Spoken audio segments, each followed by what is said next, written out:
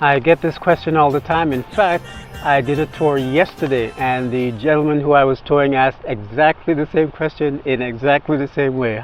He said, you gotta tell me, how does a Jamaican end up on Saipan? I've told this story before, my Jamaican on Saipan origin story, but here I'll add a few more details this time. So I was born in Jamaica.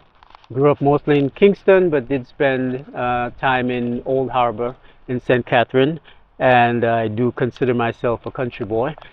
I ended up going to Columbia University, majored in civil engineering, and even though I ended up working in civil engineering as an associate civil engineer for 7 years with the Port Authority of New York and New Jersey, I was always looking for a way to escape. Always looking for, even in college, I had been on the radio.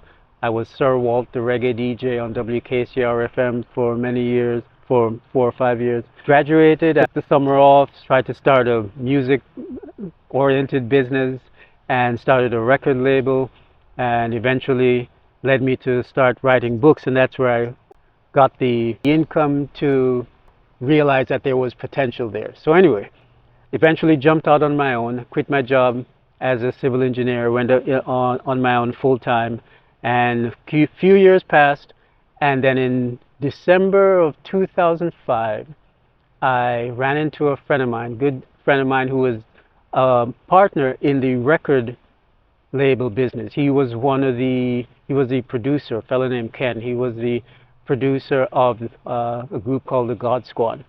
So he was living in Las Vegas, but he came to Brooklyn, met him at a party, and he had been to Japan a few months earlier. And the people he was working with in Japan on a music industry project, they brought him to Saipan because that's what you do. Saipan is a favorite tourist, a vacation spot for Japanese. It used to be more so.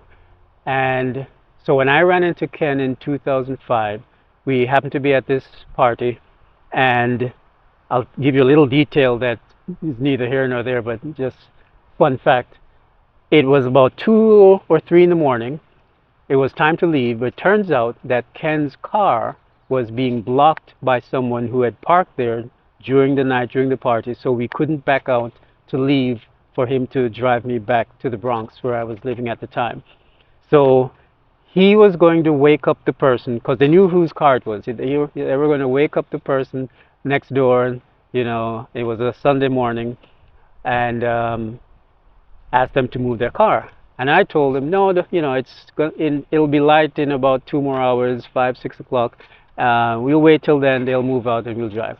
Now, in the interim, we started talking about different things, music industry. Then he mentioned his trip to Japan and his trip to Saipan. And in that conversation, he wasn't trying to win me over, but everything that he said somehow just clicked in my mind. He talked about the weather. He talked about how friendly the people are. He talked about how pretty the girls are. He talked about, what a nice time he had. He showed me, I think later on he showed me some videos from there. But at that time, that very night in December of 2005, I made a decision. Something clicked in my mind, and I said, okay, I'm there. I'm going to go there. And 2 months later, in February of 2006, I was on a one-way flight to Saipan. So that's how I ended up on Saipan.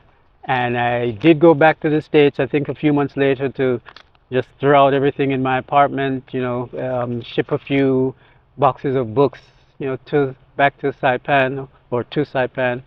But that was it. It was just a conversation in Brooklyn, 3 o'clock in the morning at a party. Then I decided that that's where I needed to be. So that's how I ended up here. And in another video, I mentioned that it has been and still remains one of the top 3 decisions I've ever made in my life. And if you want to check out why I like Saipan, check out that video. And there'll be a link in the description, and you'll see some of the reasons why I stay here and why I still think it's a much better deal than what I was living in the States. So anyway, hope that answers your question, how a Jamaican ends up on Saipan, and I'll see you in the next video. Hear what a man say.